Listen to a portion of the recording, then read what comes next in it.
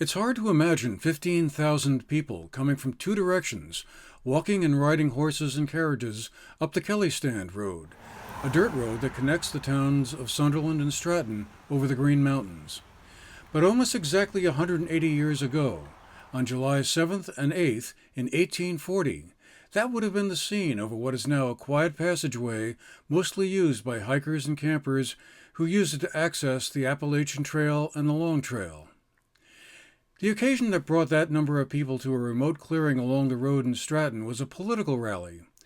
1840 was a presidential election year, and the Whig Party, as it was known, was hoping to unseat then-President Martin Van Buren, a Democrat who was seeking a second term. In Vermont, the push by the Whigs, a political party which essentially dissolved and lost influence when the modern-day Republican Party coalesced and emerged in the 1850s, took the form of a convention to choose electors for the state's congressional district that included Bennington and Windham counties and parts of Rutland County. Organizers, who included Highland Hall, a U.S. representative from North Bennington, who later served as the governor of Vermont, were able to attract Daniel Webster, a senator from Massachusetts and one of the leading political figures of the day. Webster had been a presidential candidate himself in the 1836 election and later would serve on two occasions as Secretary of State. He was a huge draw.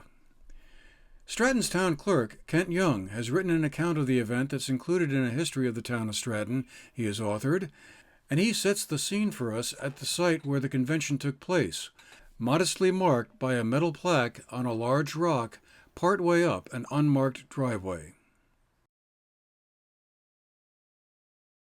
A convention for the Whigs that would, generate some more support for William Henry Harrison for the 1840 election. Notes indicate that it was at least a 300-acre parcel. A good portion of that would have been cleared for all the people that congregated here. There were close to an estimate of 15,000. Some think that's a lot, but some think it could be conservative. 15,000 people here that camped and met in a rough pasture here that was probably cleared for the lumber mill that was down the road a little ways. It was owned by the same person, a fairly famous Vermonter named Phineas White that was a member of the new Whig Party that was here being promoted for the election. Yeah. So do we know what Webster said? I gather there's no firm account of what his speech consisted of. The only thing that I know of is that his initial words were that we meet here above the clouds, or in the clouds, something to that effect. Most of his speech was not recorded, or at least no documentation was made of it. Apparently it went on for 2 days, July 7th and 8th of 1840. Many that come up and were able to, brought their wagons and camped in the area in the woods around.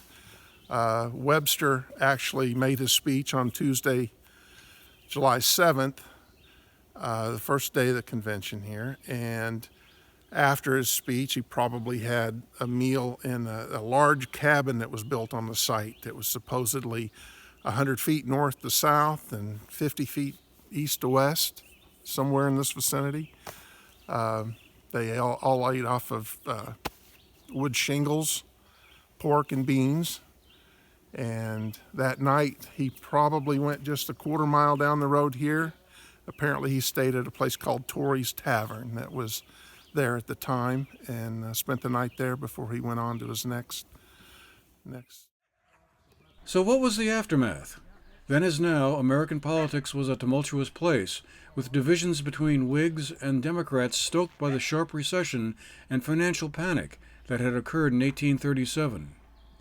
The Whigs would go on to win the presidency and voting later in 1840, with William Henry Harrison denying Martin Van Buren a second term. But a month after his inauguration, Harrison died of pneumonia, and he was succeeded by his vice presidential running mate, John Tyler.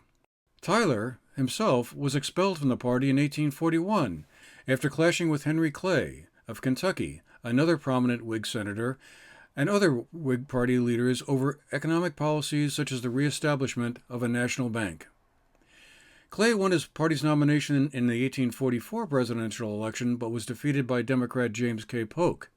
The Whigs suffered a crushing defeat in the presidential election of 1852, and, riven by internal divisions, collapsed as a political force.